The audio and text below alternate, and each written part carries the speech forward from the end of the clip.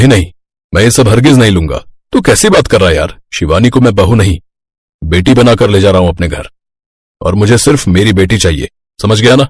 अरे पर शादी ब्याह में ये सब तो चलता है ना यार, और वैसे भी ये सब मैं तुझे नहीं अपनी बेटी को दे रहा हूं, समझा? तो तू चुपचाप बैठकर समोसा खा। नहीं यार, तू मेरी बात समझने की कोशिश कर मेरे भाई। हम दोनों की हैसियत में जमीन आसमान का फर्क है, लेकिन फिर भी तू अपना वादा निभा रहा है, ये मेरे लिए बहुत बड़ी बात है। अब अगर मैं तुझसे दहेज लूंगा तो खुद से नजरें नहीं मिला पाऊंगा, और फिर दुनिया तो यही कहेगी ना कि अमीर दोस्त का फायदा उठाया मैंने। नहीं नहीं, ये मुझसे नहीं हो पाएगा। इतना कहकर शिवशंकर की आंखों में आंसू आ गए, और ये देखकर उसके बचपन के दोस्त रवि किशन ने आगे बढ़कर उसे गले से लगा लिया और कहा, अरे बस कर पगले, तेरी यही खुददारी तो है जिसे देखकर मैंने बचपन में ही अपनी शिवानी का रिश्ता तेरे सूरज से तय कर दिया था। मैं जानता हूं कि सूरज तेरी ही परछाई है, और लाखों में एक है वो। मुझे पूरा भरोसा है कि तेरे घर में मेरी बच्ची को भरपूर प्यार मिलेगा, और बस यही तो चाहिए उसे। क्यों, मैंने सही कहा ना शिवानी? अपने पिता की बात पर शिवानी ने मुस्कुराकर गर्दन हिला दी। असल में सूरज और शिवानी का रिश्ता उनके बचपन में ही तय कर दिया गया था। रवि किशन और शिवशंकर बचपन के दोस्त थे।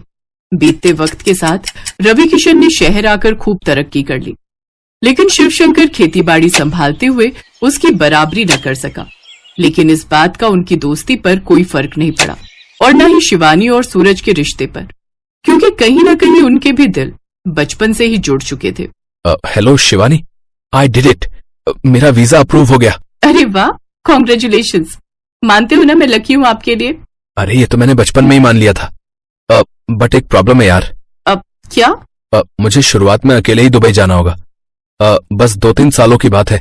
अच्छा, वैसे कब जाना है आपको? बस हमारी शादी के 2 हफ्तों के बाद। तुम मैनेज कर लोगी ना? मुश्किल तो होगा, पर आई विल मैनेज। आप बस जल्दी से अपना सपना पूरा करके आ जाना मेरे पास। अरे मैं आऊंगा, और फिर तुम्हें भी ले जाऊंगा अपने साथ, हमेशा हमेशा के लिए। अच्छा जी, सिर्फ मुझे? नहीं नहीं, हम पूरी फैमिली के साथ दुबई शिफ्ट हो जाएंगे, सब एक साथ रहेंगे वहाँ। ओ मैडम, इतना आसान नहीं है। आसान नहीं है तो हम आसान बना लेंगे, आप अभी ज्यादा मत सोचो। सूरज शिवानी को वो हर खुशी देना चाहता था जो उसे उसके मायके में मिलती आई थी, और इसके लिए उसे कम वक्त में ज्यादा पैसा कमाना था। इसीलिए शादी के बस 2 हफ्तों के बाद अपनी नई नवेली दुल्हन को छोड़कर वो दुबई जा रहा था। इधर शिवानी उदास तो थी, लेकिन उसे लगता था कि दुबई जाकर अच्छी जॉब करना सूरज का सपना है। इसीलिए उसने हंसते चेहरे के साथ सूरज को विदा किया, और फिर, माँ जी मुझे कपड़े धोने थे, वॉशिंग मशीन कहाँ है? वहीं जहाँ से तुम्हारे पापा ने नहीं खरीदी तुम्हारे लिए। जी मैं कुछ समझी नहीं। हाँ हाँ, तुम कहाँ कुछ समझोगी, समझदारी का पूरा ठेका तो मेरे परिवार ने ही ले रखा है ना। यहाँ कोई मशीन वशीन नहीं है, हम सब हाथों से ही धोते हैं कपड़े। अब जी ठीक है। सूरज के पिता ने शिवानी के परिवार से किसी भी तरह का दहेज लेने से साफ इनकार कर दिया था, और इसी शर्त के साथ शिवानी और सूरज की शादी हुई थी। लेकिन इस बात से सूरज की माँ पार्वती बहुत नाराज थी। शादी के वक्त वो लाख कोशिश करके भी अपने पति का इरादा नहीं बदल सकी, लेकिन अब वो अपनी सारी भड़ास शिवानी पर उतार रही थी। बहू, एक बात सुनो, ये इतने महंगे कपड़े पहनकर घूमने की जरूरत नहीं है यहाँ।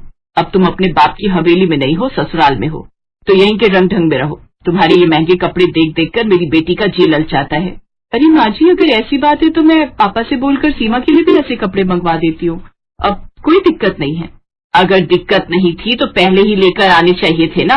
रहने तो अब कोई जरूरत नहीं है। माँ जी, पापा ने तो सब कुछ सोच कर रखा था, पर यहीं से मना किया गया था, इसीलिए। हाँ, और इसीलिए तुम्हारे अमीर खानदान को मौका मिल गया अपना असली रंग दिखाने का। रहने दो, शरीफ खानदान है हमारा, तो हमें तो मना करना ही था, मगर जिसे जो करना होता है ना वो कर ही देता है। इतना कहकर पार्वती तो वहां से चली गई, लेकिन शिवानी वहीं खड़ी सोचती रह गई कि इस सब में उसकी क्या गलती है, और अब वो आगे ये सब कैसे संभालेगी। पार्वती का उसके प्रति बर्ताव बीतते दिन के साथ और खराब होता जा रहा था, और तो और शिवानी की ननद सीमा भी इस सब में अपनी माँ का पूरा साथ दे रही थी। दोनों माँ बेटी ने घर का हर काम शिवानी पर ही डाल दिया था, और शिवानी किसी से बिना कुछ कहे सब कुछ सहती जा रही थी।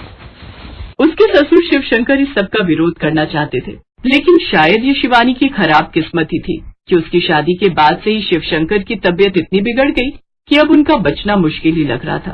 पापा जी, आप मेरी बात मान लीजिए ना, मैं पापा से बोलकर आपका इलाज अच्छे हॉस्पिटल में करवा सकती हूँ। नहीं नहीं बेटा, तुम्हारे पापा का सामना करने की अब मुझ में हिम्मत नहीं है। कितने भरोसे के साथ उसने तुम्हें मेरे घर भेजा था, लेकिन यहाँ क्या हो रहा है मैं सब समझ रहा हूँ। और उससे भी शर्मनाक बात यह है कि मैं ये सब रोक भी नहीं पा रहा हूँ। बेटा, अब और जीने की इच्छा ही नहीं है मेरी, तो भला कोई डॉक्टर क्या ही कर लेगा। हो सके तो मुझे माफ कर देना बेटा, मेरा ये घर तुम्हारे लायक नहीं है। तुम चाहो तो अपने पापा से बात करके तुम वापस नहीं पापा जी, अब मेरा घर वो नहीं है, ये है, और यही मेरा परिवार भी है।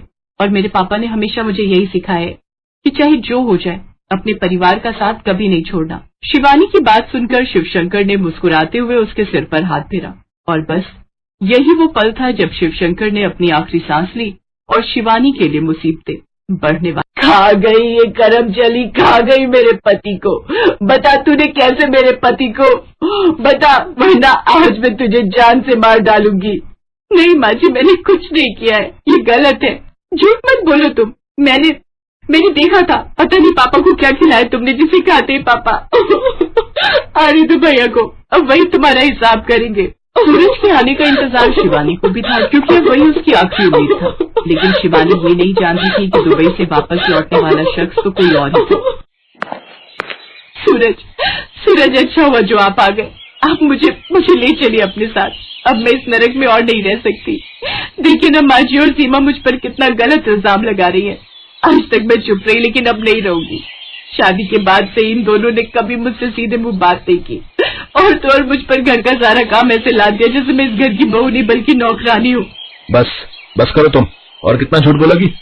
माँ और सीमा ने मुझे पहले ही सब कुछ बता दिया था कि कैसे तुम यहाँ अपने अमीर बाप की धौंस दिखाकर सारा दिन बस बिस्तर तोड़ती रही।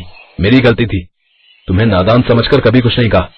लेकिन अब जो तुमने किया है ना, उसके बाद ना तो इस घर में तुम्हारे लिए कोई जगह है और न ही मेरी जिंदगी में। इस एक पल में शिवानी के लिए सब कुछ खत्म हो गया। जिस ससुराल को वो अपना सब कुछ मानकर इतने दिनों से निभाने की कोशिश कर रही थी, वहीं से उसे अब बाहर का रास्ता दिखा दिया गया था। और ऐसा करने वाला उसका पति ही था, जो अपनी माँ और बहन की बातों में आकर उससे रिश्ता तोड़ चुका था। यहाँ मेरा कोई नहीं है, ये मुझे बहुत पहले ही समझ जाना चाहिए था, लेकिन कोई बात नहीं। आज ये बात समझाने के लिए आपका बहुत बहुत शुक्रिया।